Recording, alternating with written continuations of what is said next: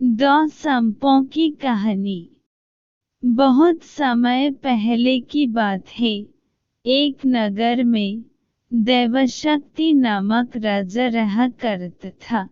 उसके पुत्र के पेट में एक सांप ने अपना डेरा जम लिया था। पेट में सांप के होने से राजकुमार दिन प्रतिदिन कमजोर होता जा रहा था। यह देख राजा ने कई प्रसिद्ध वैद्य से उसका उपचार कराया, लेकिन राजकुमार के स्वास्थ्य में किसी तरह का सुधार नजर नहीं आ रहा था। राजकुमार के स्वास्थ्य के कारण राजा हमेशा परेशान रहता। यह देखकर एक दिन राजकुमार अपने राज्य से दूर दूसरे राज्य में चला गया और मंदिर में भिखारी की तरह रहने लगा। राजकुमार जिस राज्य में गया था, वहां बलि नामक राजा राज करता था। उसकी दो जवान बेटियां थीं। दोनों रोज सुबह अपने पिता का आशीर्वाद लेने जाती थीं।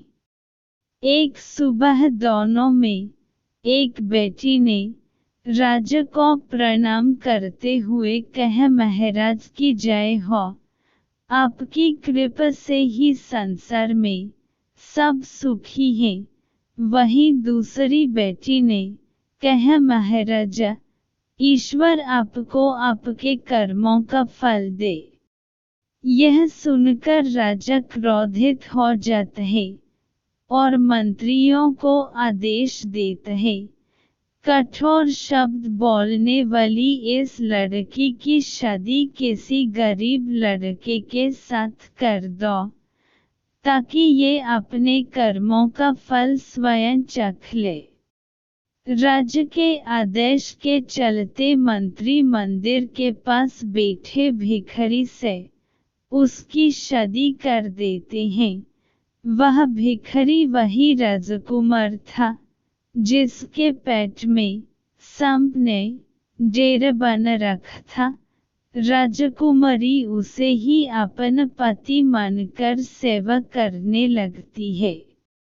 कुछ दिन बाद दोनों मंदिर छोड़कर दूसरे देश की यात्रा पर निकल जाते हैं, क्योंकि दोनों मंदिर में रहना सही नहीं समझते।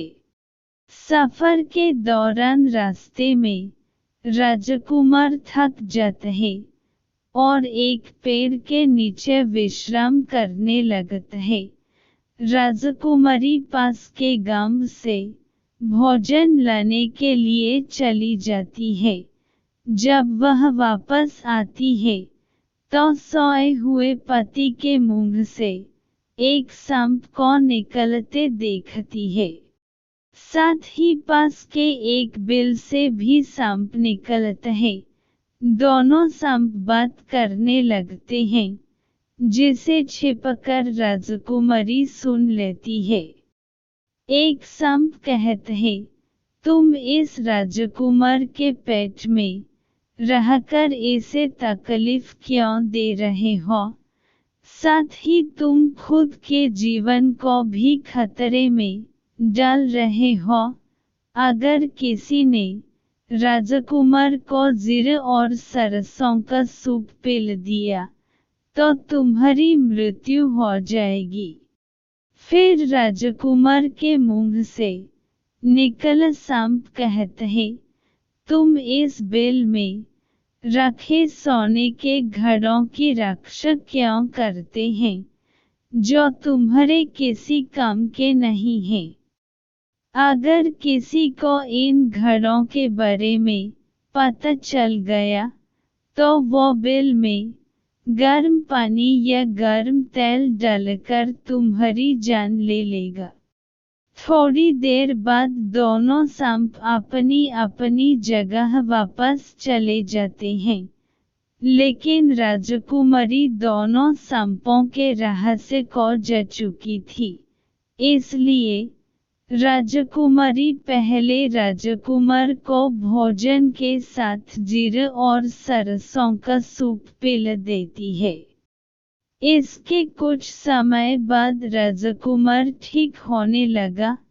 फिर उसके बाद बिल में गर्म पानी और तेल डाल देती है, जिससे दूसरे सांप की भी मृत्यु हो जाती है।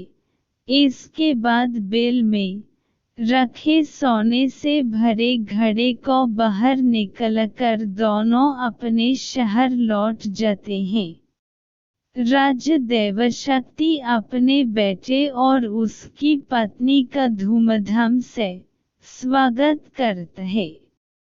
कहानी से सीख। इस कहानी से यह सीख मिलती है कि अगर कोई किसी का बुरा सोचता है तो उसका भी बुरा होना तय है। सांप ने राजकुमार का बुरा सोचा तो उल्टा उसका बुरा हुआ।